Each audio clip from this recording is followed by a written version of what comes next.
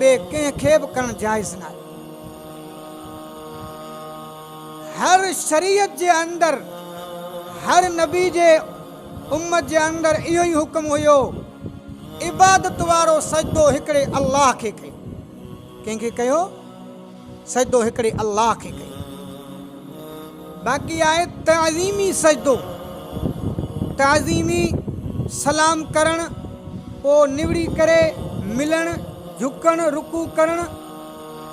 इहो अॻिन उम्मतनि में त जाइज़ हुयो, पर हिन उम्मत मुहम्मदीया अलैहि सलातु वसलाम जे अंदरि सजदो ताज़ीमी, ताज़ीमन कंहिंजे अॻियां रुकू करणु, झुकणु, सजदो करणु, इहो बि जाइज़ न आहे। ताज़ीमी सजदो बि हिन उम्मत जे अंदरि जाइज़ न आहे। सजदो, रुकू, इबादत सिर्फ़ हिकिड़े अल्लाह जे अॻियां करणो। सभिनि सजदो कयो, इब्लीस सजदो न कयो। अल्लाह जल जलालहू हज़रत आदम खे, बीबी हवा खे जन्नत जे अंदरि रहायो। अल्लाह से फरमायो बेश्त जे नेमतनि खे खाओ, पर ही जेको दरख़्त आहे, वण आहे, हिन खे वेझो न वञो। वला तक़रबा हाज़िहि शजरत, वला तक़रबा हाज़िहि शजरत फतकूना मिनल ज़ालिमीन।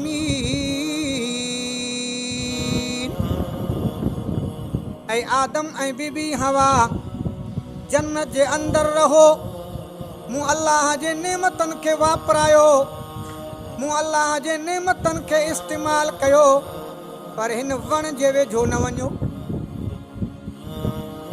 उहो वण कहिड़ो हो?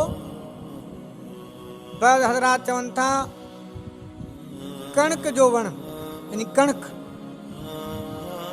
बाद चवनि था खजूर जो वण, बाद चवनि था अंगूर जो वण, बाद चवनि था अंजीर। पर क़ुरान करीम जे अंदरि अल्लाह जल जलालू फरमायो हिन वण खे वेझा न वञो। हज़रत मौलाना मोहम्मद अशरफ अली थानवी रहमहुल्लाह फरमाइनि था अबहिमू मा अबहमहुल्लाह, जंहिं शइ खे अल्लाह मुबहम रखियो आहे ज़रूरी न आहे त उनखे उन जे तफ़सील में माण्हू वञे। अल्लाह से फरमायो आहे त हिकिड़ो वण ऐं आदम ऐं हवा वण जे वेझो न वञो। इहो ई हुकुम हो त वण जे वेझो न वञो। क़ुरान में मुबहम आहे, इहो तफ़सील कोन्हे त वण कहिड़ो हुयो। अल्लाह जे नबी हज़रत आदम अलैहि सलातु वसलाम, बीबी हवा अलैहि सलाम जन्नत जे अंदरि रहनि पिया, जन्नत जे नेमतनि खे इस्तेमालु पिया कनि। शैतान उन्हनि खे कसम ॾिना, उनखे भुलाए विधई त तव्हां हिन वण खे वेझो वञो, ऐं तव्हांजो ख़ैर ख़्वाह आहियां, हिन वण खे इस्तेमालु कयो। हज़रत आदम अलैहि सलातु वसलाम खां भुल थी वियो। हीअं रोज़ेदार रोज़े में हूंदो आहे न, उहो भुल में खाई पी वञे, रोज़ेदार खे भुल में खाई पी वञे त खाइण पीअण माफ़, भुल आहे। अल्लाह जे नबी खां बि भुल थी वई, उन वण खे इस्तेमालु करे विधऊं। अल्लाह ताला हुकुम कयो त हाणे जन्नत मां लहो, हाणे तव्हां ज़मीन जे अंदरि वञो। हज़रत आदम अलैहि सलातु वसलाम खां इहा भुल थी, ख़ता थी। अल्लाह जो नबी हज़रत आदम अलैहि सलातु वसलाम परेशान थिया। पोइ अल्लाह जल जलालहू पाण कलिमात अता कया, ऐं आदम ऐं हवा ही कलिमात पढ़ो त अल्लाह जल जलालहू तव्हांजे तौबा खे क़बूल करे। अचो क़ुरान खां पुछूं। फ़तलक़्क़ा आदम मिन रब्बिही कलिमातिन फ़ताब अलैहि इन्नहू हुवत तव्वाबुर रहीम।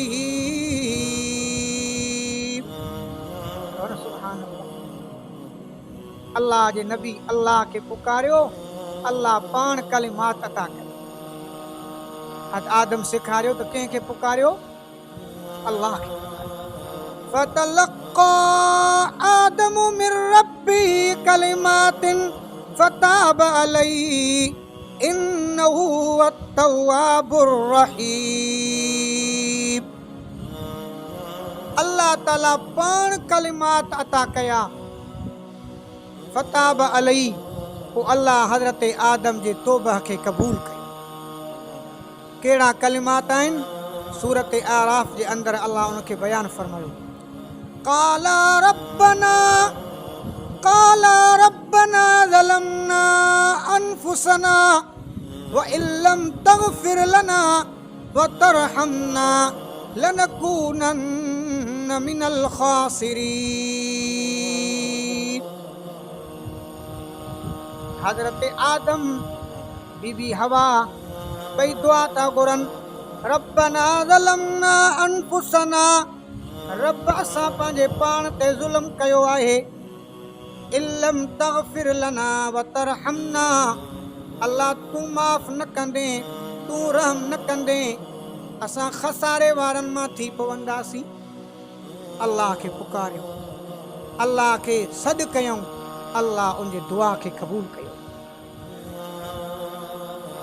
हिकिड़ी ॻाल्हि मां कयां माज़रत सां, ऐं तालिब इल्म होसि पढ़ंदुसि मदरसे में, पोइ महरम जे 10 ॾींहं में पासे में मजलिस थींदी हुई। उते हिकु ज़ाकिर हज़रात हुयो, उन इहे आयतूं पढ़ियूं पई। फतलक्का आदम मिर रब्बिही कलिमातिन फताब अलैहि। हज़रत आदम खे कलिमात मिलिया अल्लाह जे तरफ़ां, पोइ अल्लाह उनजे तौबा खे क़बूल कयो। कलिमात वरी पाण ॿुधाए पियो, कलिमात कहिड़ा? हज़रत आदम खे 5 कलमा मिलिया, यानी 5 तन पाक। तवज्जो सां ॿुधो। जनाब नबी करीम सल्लल्लाहु अलैहि वसल्लम, हज़रत शेर खुदा अलीउल मुर्तज़ा रज़ी अल्लाह ताला अन्हु, बीबी फातिमत ज़ुहरा ऐं हज़रत इमाम हसन साईं रज़ी अल्लाह अन्हु, इमाम हुसैन रज़ी अल्लाह अन्हु, इहे 5 कलिमात मिलिया। पोइ इन जे बदिले में अल्लाह ताला हज़रत आदम जी जेका आहे माफ़ी क़बूल कई। मुंहिंजा मोहतरम दोस्तो, इहे फ़र्ज़ी ॻाल्हियूं आहिनि, पंहिंजूं ठाहियल आहिनि। हर कंहिं नबी जो अल्लाह मक़ाम रखियो, हर कंहिं नबी जो अल्लाह मर्तबो ऐं फ़ज़ीलत रखियो आहे। अहिड़ी का बि ॻाल्हि कोन्हे। कलिमात इहे ई आहिनि जेके अल्लाह सूरत आराफ में बयानु कई। ऐं रब असांजा, असां पंहिंजे पाण ते ज़ुल्म कयोसीं, ऐं अल्लाह तूं माफ़ न कंदे त असांखे केरु माफ़ कंदो। इन्हनि कलिमात जे करे, दुआउनि जे करे, इज़्ज़त ऐं इनकिसारी जे करे अल्लाह हज़रत आदम ऐं बीबी हवा जे तौबा खे अल्लाह क़बूल कयो। इन्हनि आयात मां सबक़ असांखे इहो ई मिलियो, असां पुकारियूं पंहिंजे अल्लाह खे। अज़म कयो कंहिंखे पुकारींदो? अल्लाह खे। ॾुखनि में सुखनि में हर हाल में पंहिंजे अल्लाह खे सॾु कंदासीं, उहो ई इंशाअल्लाह असांजे मसाइल खे हल कंदो। आख़िर दावाना अनिल हम्दुलिल्लाहि रब्बिल आलमीन।